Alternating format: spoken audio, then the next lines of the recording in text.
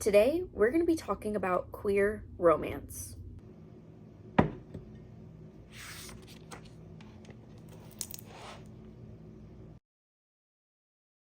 It's that time of the year again where every single company smacks a rainbow on their logo and calls it a day. It's June, Pride Month. If you didn't already know, I am the big ol' B in LGBTQ+, but I don't read queer books solely in the month of June. I read them year round, so I do have quite a bit of a collection that I can show off today of my favorite queer romances. Now, a lot of times in books, the queer characters are pushed to the side. They're always the side character, the side quest. They have a sidelined gay or queer or sapphic romance. I am not going to be talking about those books today where those characters are sidelined. Today we're going to be talking about books where the gay characters are the main focus. It is their story. It is their romance, okay? I have 15 books to talk about today, and unfortunately, none of them are bisexual rep. So if you do have bisexual romance, drop it in the comments below because I really am trying to broaden my horizons with that because I don't want to be the only representation I have on my bookshelves, okay? I need more. With all that being said, today I have two stacks to go through. I have a gay stack and a sapphic stack. Now, I have separated both of these stacks into historical order. So we're going to start all the way back to ancient Greece and the medieval times before working our way back up to the modern era. I thought it would be a fun way to kind of show off the fact that gay people have always existed. It's not some modern liberal agenda that's going on. Gay people have always been there. They have always fought for the right to be seen, and only now have they really been seen, and even still then we're dealing with a ton of problems in the community.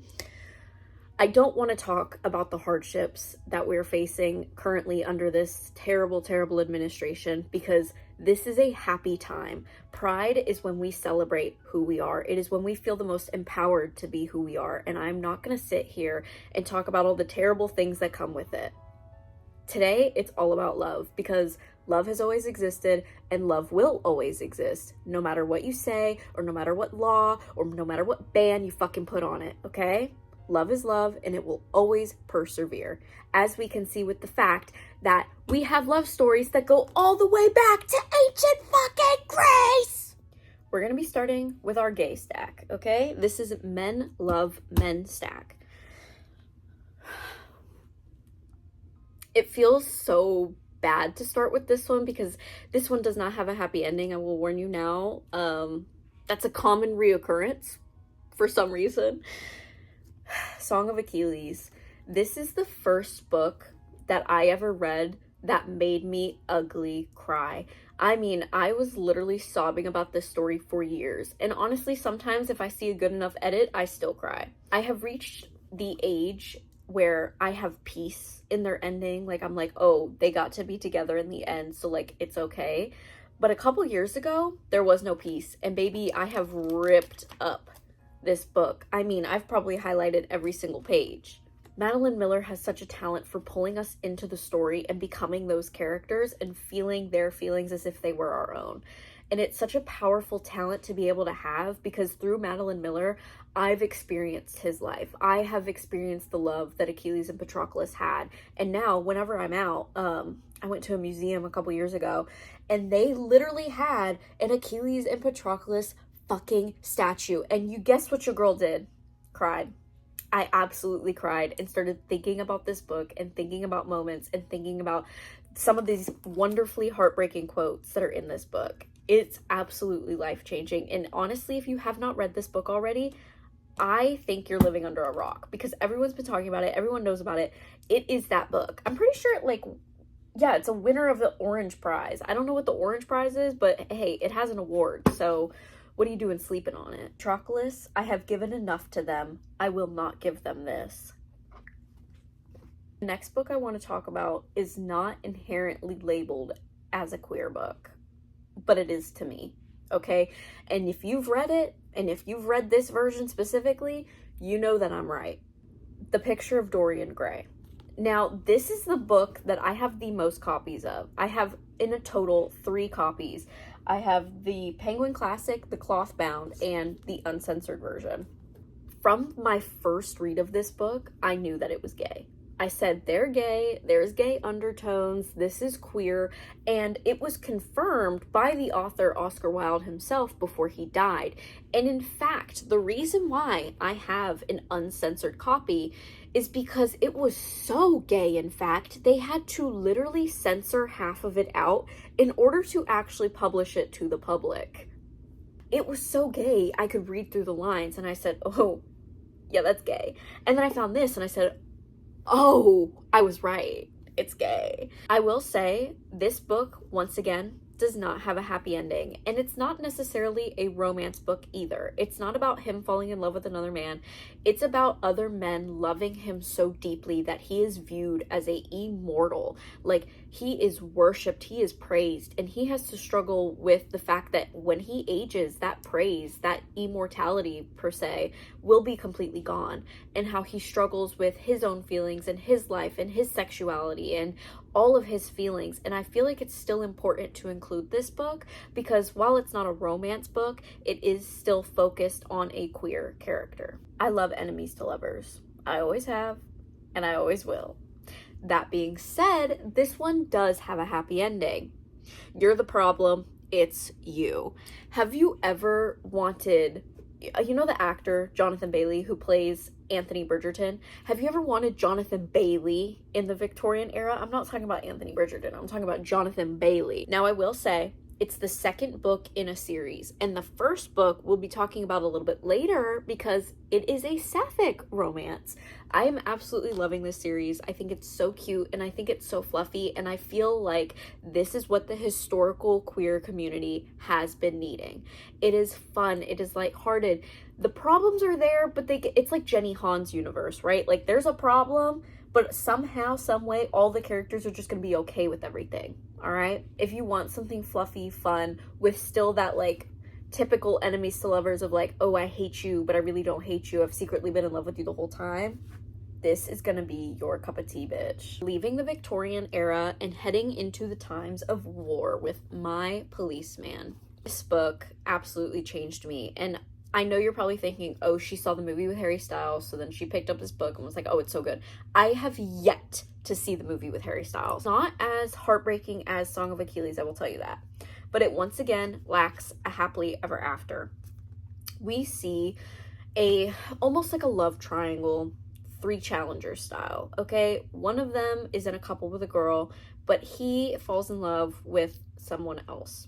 And he struggles with keeping both of these identities put together and hidden. And I feel like it's one of those books where you know there's a bomb under the table. Like, something's about to give, something will explode, but you can't help but keep reading and wait to see if you're right or if you're wrong. Unfortunately, I was right. It happens, but it's still one of those books that I feel like everyone should read at least once. Like, she does a really good job at pulling us into the 1950s and showing us what real romance between 2 men realistically would have looked like back then. As much as we love to think of romance as this overpowering thing that can topple everything, and I like to think that, but sometimes love isn't enough, and sometimes, unfortunately, society has their bounds and has their rules, and it will deprive us of reaching complete happiness and getting our happily ever after. And it's absolutely terrible and it's absolutely heartbreaking, but it's unfortunately sometimes true. And I have a feeling it was true for a lot of people in 1950. Staying kind of within that time frame, and also another enemies to lovers, we have Starshipped. And you're probably thinking like, oh, what's that like? And I'm gonna tell you something and you're not gonna believe me. It's like Sam and Cat. Okay, you remember that show with Ariana Grande and Jeanette McCurdy where everyone shipped them as a gay couple? Like, if they were filming a TV show, this is them.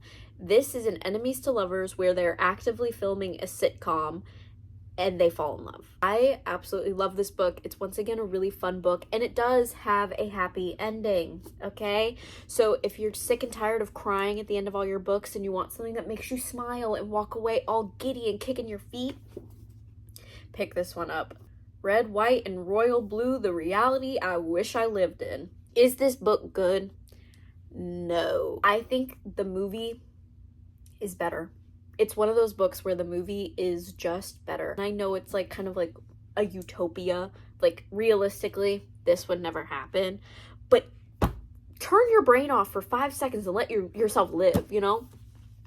In a time where reality sucks so bad and you look out your window and literally everything is on fire, it's so nice to just think for a moment what life could look like. There's a reality out there where this could have happened.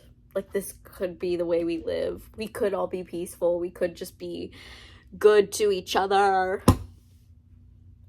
Imagine there's no heaven.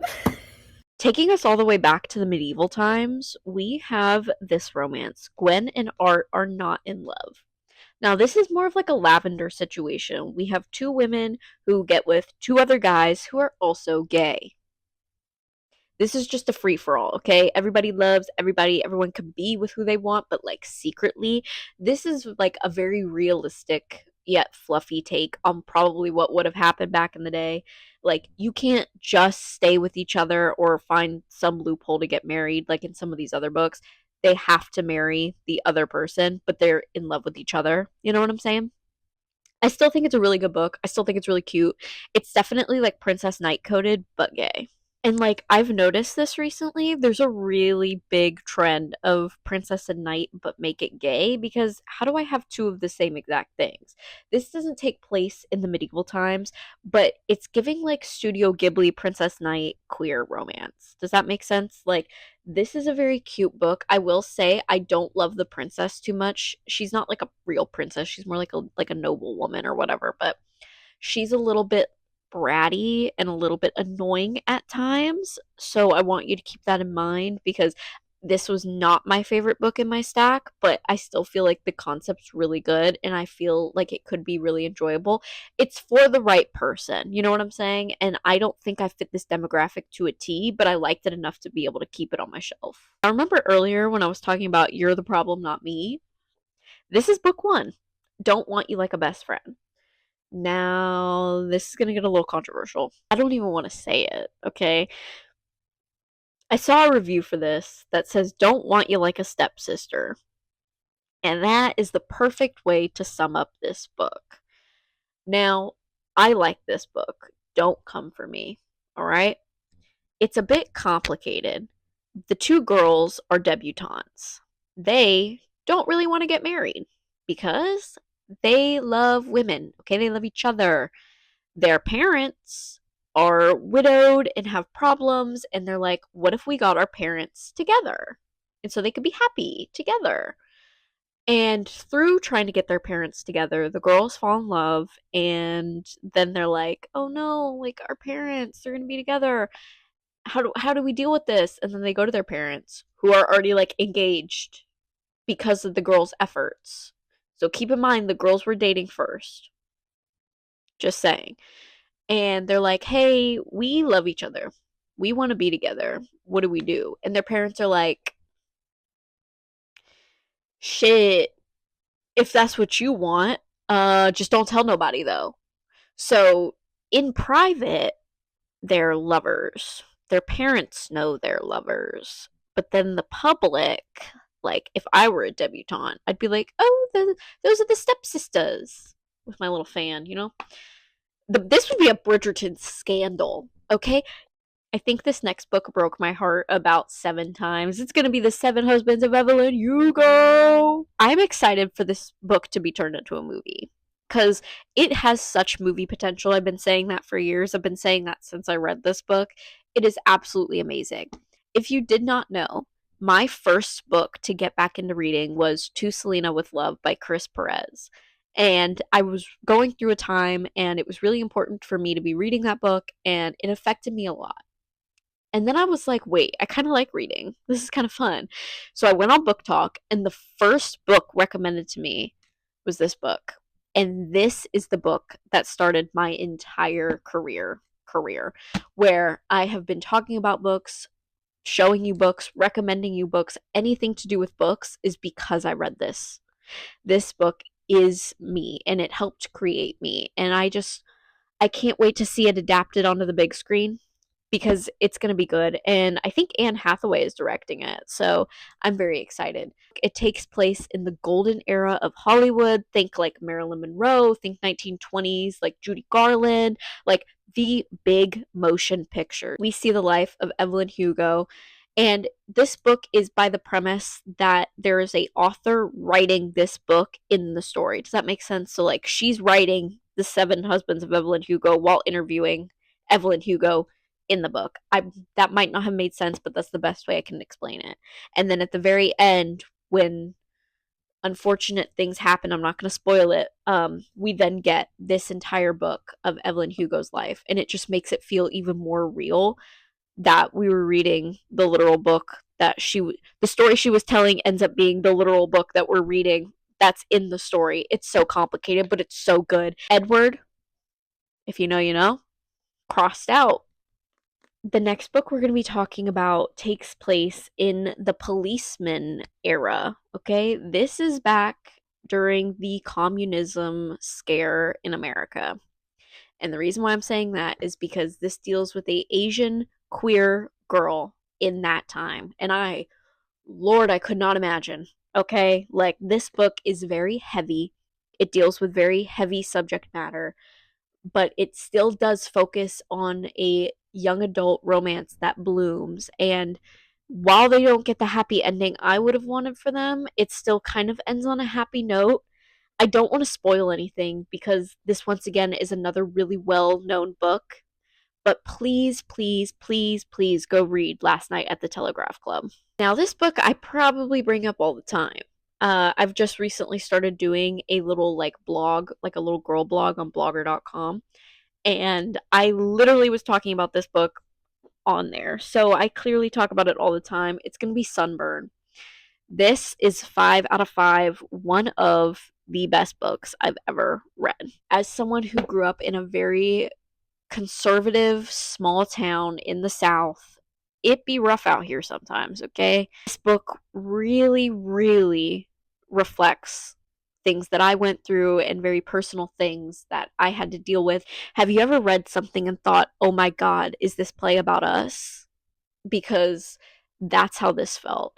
She knew my feelings to a T, and she explained all of my complex feelings in such a beautiful, poetic way. I totally understand why this has like multiple awards. It is a fantastic book. It has the British Book Awards Book of the Year for 2024, and then shortlisted Nero Book Awards for 2023. Everyone I have seen review and read this book gives it at least a 4.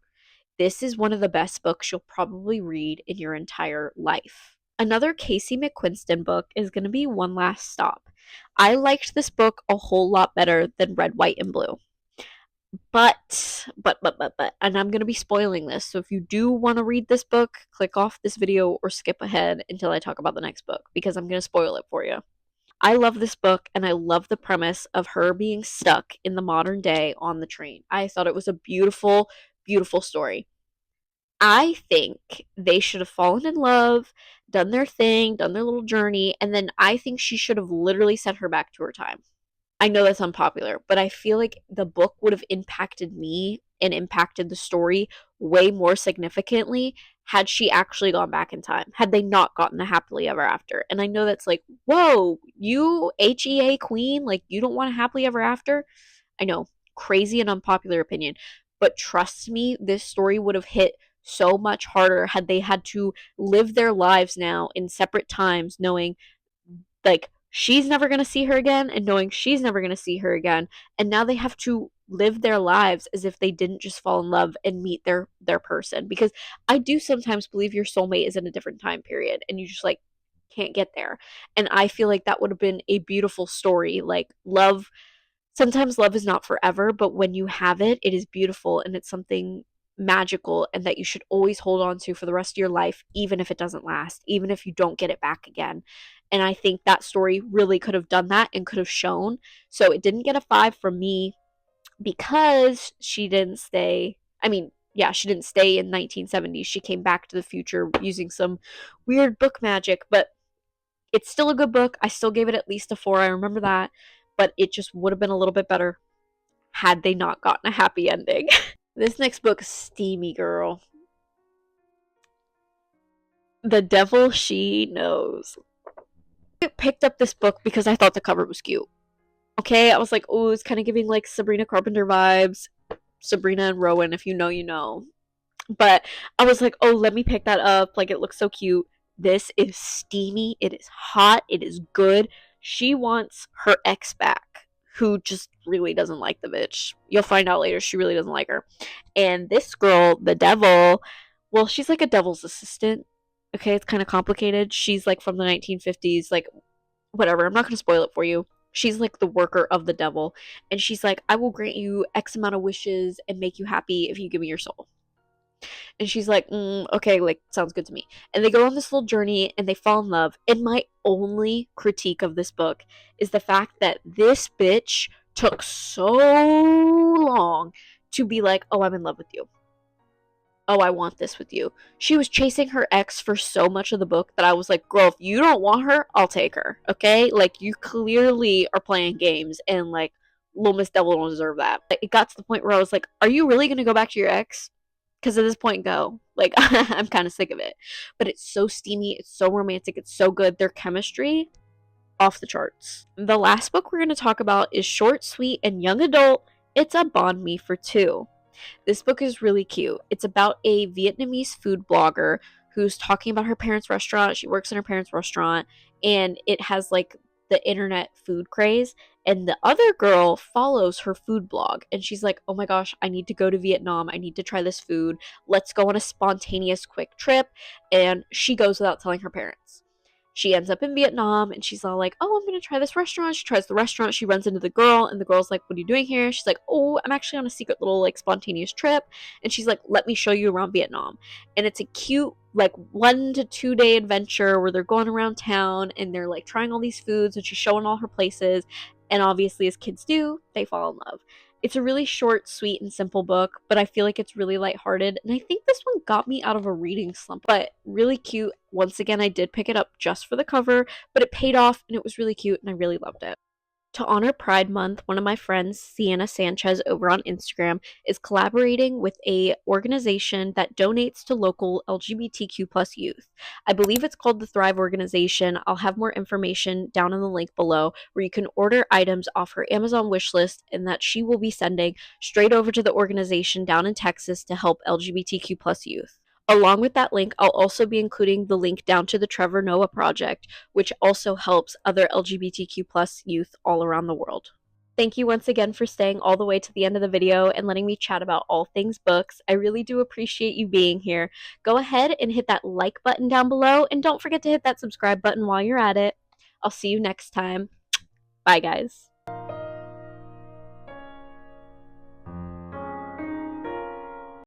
I am currently acting as Zach from Love Island Season 8, watching Bryce and Trinity kiss during the challenge in Episode 5, I believe it was.